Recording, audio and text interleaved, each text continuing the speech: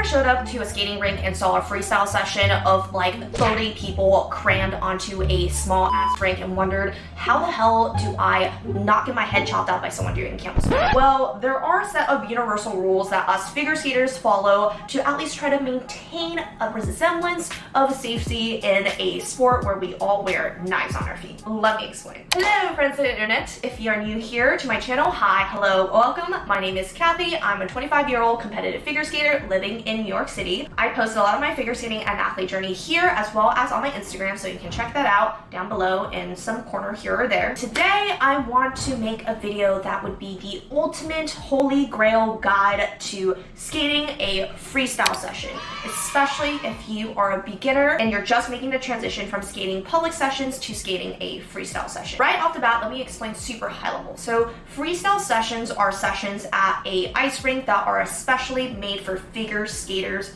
only. There are no hockey players, there are no crazy little kids. Actually, that one may not be 100% accurate. They're still crazy little kids. It is for figure skaters who know how to accelerate and decelerate safely. So let's jump into the specifics. The first one I want to discuss is flow of traffic. So if you ever observed a freestyle session, which honestly may not be a bad idea if you're new to skating on a freestyle session, obviously there are still people who don't follow the rules, so those people are maybe a bad example. You will observe that everyone skates counterclockwise. There's almost never a rink that actually goes clockwise. It's just how it is. I know what you may say. You're like, Kathy, skating happens in two different directions. How the hell do we practice the other way if we can't skate that way? So the answer is no, you don't necessarily have to skate that way all the time, but you also have to be cognizant of the regular flow of traffic. If I'm practicing certain things that are in the opposite direction, such as clockwise crossovers, I usually try to pick a small section of the rink or a small circle somewhere to prevent from hindering the entire flow of traffic. That is also a very valid reason why we're always weaker on one side versus the other, because it is harder to practice. Another tip for traffic, when you're just skating around the rink, so you're not doing anything, I would suggest to stick closer to the boards or the edges of the rink. You don't want to be skating too close to the middle, because that allows you to leave more space for other people who are actually actively jumping or spinning. This is especially true if you see any pair skaters or ice dancers. So those are the two disciplines in skating that require two people instead of one. Usually they will take up and need a lot more space. Make sure, especially for ice dancers, a lot of their patterns are pushed very, very close to the boards. If you think you're close to the boards, you're probably still not close enough, because they will come very, very close to you. So you want to make sure you're like literally sticking against the boards. What they're doing is honestly a lot more dangerous, and if there is a certain accident to happen, it's gonna be a lot worse than if you just bump into one person. And the next thing I want to discuss is where certain elements need to go. First of all, you got the ends of your rink. So if we're looking at the rink the long way right here, honestly, I'll just put a diagram. That probably will make my life easier or your life easier. The ends of the rink are made for jumping. I would send your jump down the long axis. In particular, I want to discuss the Lutz corner. Lutz corner is always on the left side from the perspective of you backing into it. You are trying to practice the Lutz. Do try your best to send it into the Lutz corner. Try not to get in the way of the Lutz corner or practice something static in the Lutz corner, or just stay there, because that is a figure skater's biggest nightmares. So the entry is going to be more blind than other jumps. So that can sometimes lead into collisions. I'm hyper conscious of that. So a lot of times I know that people are standing in the Lutz corner. So I always second guess myself and I pop the jump or don't do the jump because I think I'm going to crash into someone. So just be mindful to not stand in the Lutz corner. Practicing your spins should be in the middle. Like, no, it does not have to be in the dead center red dot in the middle of your rink, but generally in the middle area. Try not to keep it too close to the boards, because that's where people will likely need to pass through who are just kind of skating around in a circle and trying to get to their next move. And then you may ask, well, what if I'm just working on my moves in the field, or if I'm just working on edge work? Then what should I do? Typically, if you're doing any sort of moves pattern, it will be going down the long axis of the rink anyways, and most of the edge exercises your coaches might give you will also be on a long axis usually. If you are a beginner, and sometimes as a beginner, me included still, when I have to learn certain new things that I'm unfamiliar with, sometimes you do learn it from a standstill or just static and you're just standing. I would recommend trying to find a small spot on the sides of the rink that don't have a lot of people or traffic, because you do not want to do something static, one, in the Let's corner, or two, in the middle of the freaking rink. You can definitely practice static moves on a freestyle session. There's always people working on things that are not kind of within the confines of the freestyle rules. Be extra conscious of what spot you pick. Next thing I want to talk about is an interesting one, and that is the timing. Generally speaking, everyone does a similar thing during a certain part of a freestyle session to kind of maintain general order and not cause chaos. Usually when you get on a session, you don't see people trying to jump right away or spin right away, because one, that is hard, because if you take a look, what is everyone doing? Everyone is warming up. So everyone's just taking laps around the rink. People are doing edge exercises down the rink, around the rink, going at actually a pretty fast speed in order to just warm up their bodies. So if you're trying to run a jump pattern while people are warming up, it's very likely that it's not going to be very successful, because people will get in your way. It's usually very common that the first 5 minutes of a freestyle session is exclusively people going counterclockwise, doing a bunch of edge exercises and skating with relatively fast speed in order to warm up. After that initial 5 minutes, sometimes even 10, then everyone goes and does whatever they're working on. So whether that be spins, jumps, there is really no order in terms of what types of things you practice first. You don't need to spin first, and you don't need to jump first. It will actually be awful if that was really a thing. Like, imagine everyone for the first 10 minutes just spinning in the middle. That would be like a death sentence. And the next topic that I want to talk about is right of way, because sharing is caring, and we are nice people, right? Right?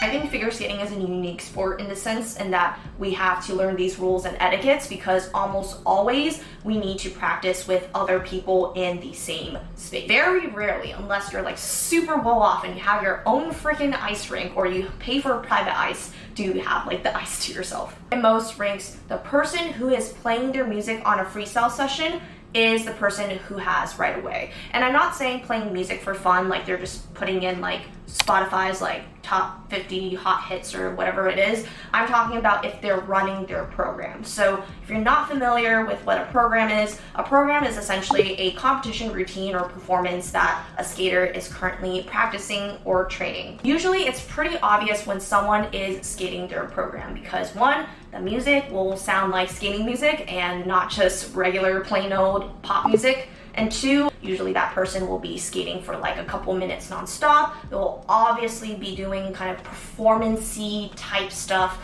Like, usually you'll be able to tell. And usually they're the ones who get first priority. I cannot begin to tell you how truly frustrating it is for someone running their program to have to move out of the way for someone else. Because when you're training a program, that stuff literally feels like 4 minutes of sprinting and 4 minutes of death. The goal when someone is practicing a program is usually to do the full thing from finish to end. So any sort of stopping, moving out of the way for people in between, or having to not do a jump at a specific time ruins the whole run through or practice round. I always try to avoid running into people when they're doing their program at all costs, because it is so highly frustrating. Over time, if you skate at a specific time every week, every day, whatever it is, you will learn that you share the rink with similar people or people who come back regularly at that time as well.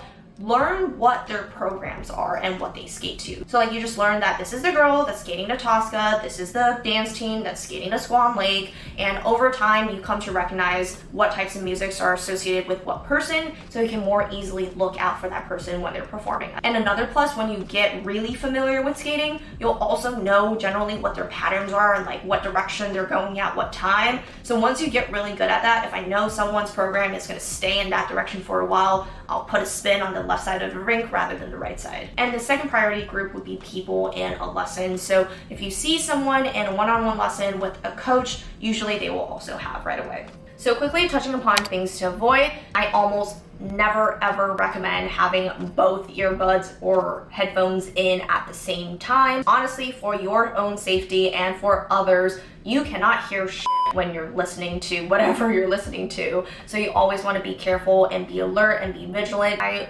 almost never wear earbuds when I go onto ice, and I think depending on the rink you skate at, sometimes they're also prohibited. So check in with your rink's rule. I think the only times that typically wearing one is acceptable is sometimes if you're working with a choreographer and you have to listen to a piece of music over and over to develop choreography. My coach will have one in and I will have the other, but usually we're just standing really close to the boards and ideating rather than actively out there and skating in the thick of it. So the next thing I'm going to talk about is levels. So if you're a beginner skater, you may ask the question, when should I switch over from a public session to a freestyle session? Let me tell you from personal experience, being a beginner skater when I started at 20 years old, 4 or 5 years ago, I don't even remember at this point, that was a really scary transition. I think the basic level, if your freestyle sessions are open to all levels, you should transition to a freestyle session wherein you have adequately learned how to accelerate and decelerate appropriately.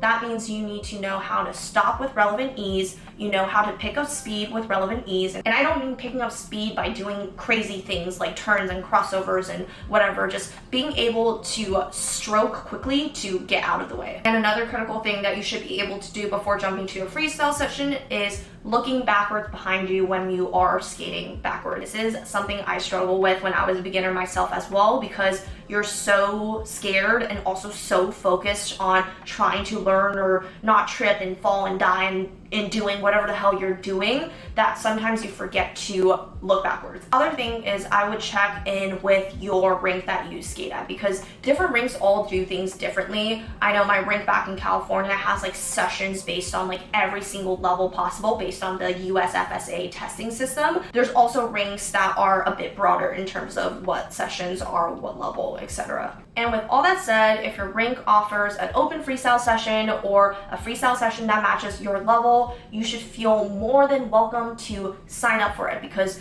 one, you're paying for it, and two, you have every right to also be on that session. Like, no one can tell you that otherwise. You obviously have to be careful, very safe, and have the basic skills that I talked about just now, just from a purely safety perspective.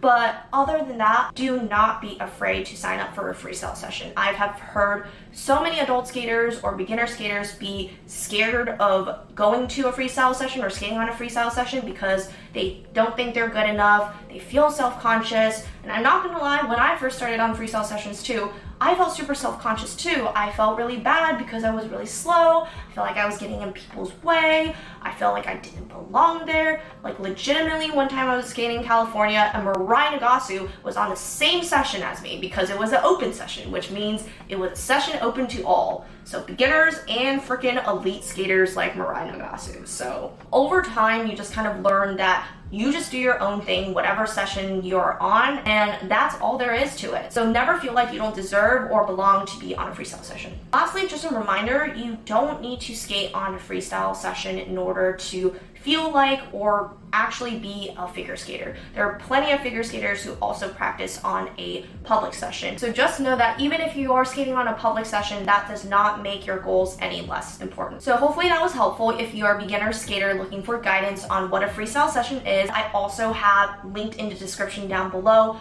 plenty of free resources that I created for you all if you're a beginner figure skater or someone looking to start figure skating but haven't quite started their journey yet. Everything from financial tracking and budgeting for figure skating to off-ice warm-up routines and just an overall beginner guide of how to start figure skating. If you like more videos like this, please subscribe down below. It will literally take you 1 second and I will love you 3,000. Like, I swear, 1 second. Literally 1 second. Just click it.